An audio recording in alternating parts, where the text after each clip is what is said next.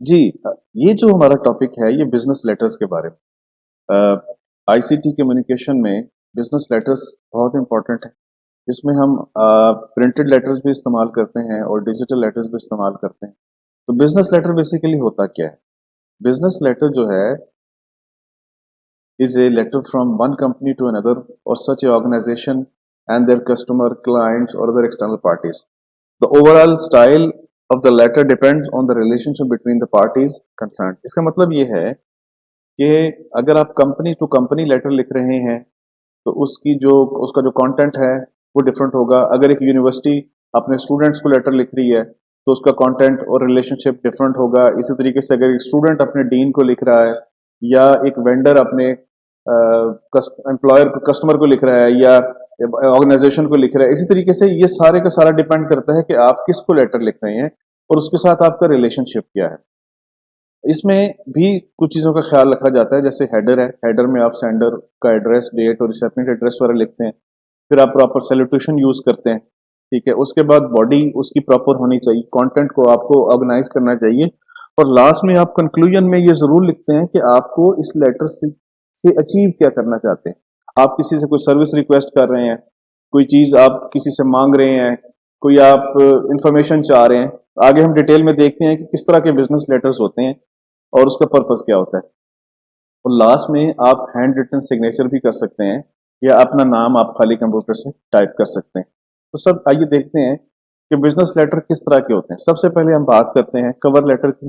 Cover letter जो होता है ये नॉर्मली जॉब एप्लीकेशन के ऊपर लगाया जाता है कि जी आप किसके लिए, किस पोजीशन के लिए अप्लाई कर रहे हैं और सारी उसकी डिटेल होती है।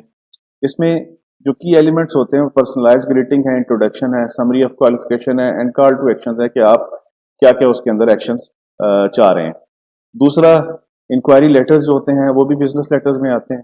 इसका पर्पस ये होता है कि रिक्वेस्ट इन्फॉर्मेशन और क्लैरिफिकेशन अबाउट प्रोडक्ट, सर्विस और पॉलिसीज के बारे में आप कोई इंक्वायरी करते हैं, क्वेश्चन करते हैं, ठीक है। ये इसकी की एलिमेंट्स ये हैं कि clear statement of the inquiry होना चाहिए, बैकग्राउंड कॉन्टेक्स्ट, स्पेसिफिक क्वेश्चन होने चाहिए जिसका आप आंसर चाह रहे हैं।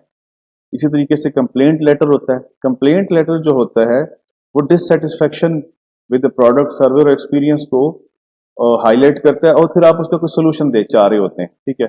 इसका जो एलिमेंट की एलिमेंट्स होते हैं वो डिस्क्रिप्शन ऑफ इशू, इशू जो आप हाईलाइट कर रहे हैं उसको जरूर लिखें और डिटेल से लिखें और उस प्रॉब्लम का इम्पैक्ट क्या है और उसकी डिजायर जो आउटकम है, ये सोल्यूशन आप क्या चाह रहे हैं। आप प्रोडक्ट रिप्लेसमेंट चाह रहे हैं या प्रोडक्ट की रिपेयर चाह रहे हैं तो वो जरूर लिखें।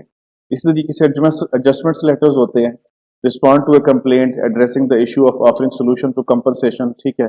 इसमें acknowledgement of complaints, explanation of resolution and assurance of improved services जो है वो की एलिमेंट्स हैं। फिर रिकमेंडेशंस लेटर होते हैं जो नॉर्मली प्रोफेसर्स अपने स्टूडेंट्स को रिकमेंड कर रहे होते हैं for the higher education into the different universities, ठीक है। जॉब के लिए भी रेफरेंस रिकमेंडेशंस लेटर होते हैं, ठीक है। दिस इज बेसिकली पर्पस ये होता है कि endorses an individual for a job. इसी तरीके से रिकमेंडेशन लेटर जो है वो उसके जो की एलिमेंट्स होते हैं वो रिलेशनशिप टू द इंडिविजुअल है। स्पेसिफिक एग्जांपल जो है इसकी एक्म्प्लिशमेंट स्ट्रॉन्ग एंडोर्समेंट होती है। इसी तरीके से थैंक यू लेटर्स होते हैं जब आप किसी को एक्सप्रेस करते हैं ग्रेटिट्यूड फॉर फेवर और इंटरव्यू और बिजनेस अपॉर्चुनिटी के लिए, तो फिर आप उसको थैंक यू लेटर लिखते हैं। उसके जो की एलिमेंट्स होते हैं वो पर्सनल एक्नॉलेजमेंट होती है, specific details about the favour और एप्रिसिएशन होती है कि आपने उन्होंने आपकी हेल्प की। इसी तरीके से रेजिग्नेशन लेटर्स होते हैं। जब एक एम्प्लॉय किसी कंपनी को छोड़ता है तो एक रेजिग्नेशन लेटर वो सर्व करता है टू द ऑर्गेनाइजेशन, ठीक है। Officially communicate an employ intention to leave the job, ठीक है। इसमें नॉर्मली नोटिस पीरियड होता है 30 डेज का या जितना भी आपके एज पर एग्रीमेंट है वो सारा उसके बारे में लिखता है। Statement of resignation and last working day and expression of gratitude होता है। फिर बिजनेस प्रपोजल लेटर्स होते हैं जब आप outline a proposal projects, partnership और service to a potential client और पार्टनर उसके साथ आप करना चाह रहे होते हैं। उसके की एलिमेंट्स हैं, इंट्रोडक्शन है, प्रॉब्लम स्टेटमेंट है, प्रपोज सोल्यूशन है, बेनिफिट है और कॉल टू एक्शन है। फिर फॉलो अप लेटर होता है। अगर आपने किसी को कोई लेटर लिखा है और उसका कोई जवाब नहीं आ रहा, फिर आप उसको फॉलो अप लेटर भी लिख सकते हैं। फिर टर्मिनेशन लेटर्स है जो ऑफिशियली नोटिफाइज करता है एन एम्प्लॉय को of the termination of service for a position from employer कि हम आपकी सर्विसेज टर्मिनेट कर रहे हैं, ठीक है। इंटरनल मेमोरेंडम्स होते हैं जो within the organisation communication होती है वो इंटरनल मेमोरेंडम के थ्रू होती है, और लास्ट में हम देखते हैं कि जी बिजनेस लेटर्स में एक्नॉलेजमेंट लेटर्स होते हैं जो कंफर्म करते हैं, जैसे रिसीट ऑफ डॉक्यूमेंट्स हैं, पेमेंट्स है और अदर कम्युनिकेशन होती है। और इसके जो की एलिमेंट्स हैं, communicate confirmation of what was received और any relevant detail the next step if possible. इसमें रेलेवेंट डिटेल जो है वो उस आइटम के बारे में होती है या प्रोडक्ट के बारे में या सर्विस के बारे में जिसको आप एक्नॉलेज करना चाहते हैं।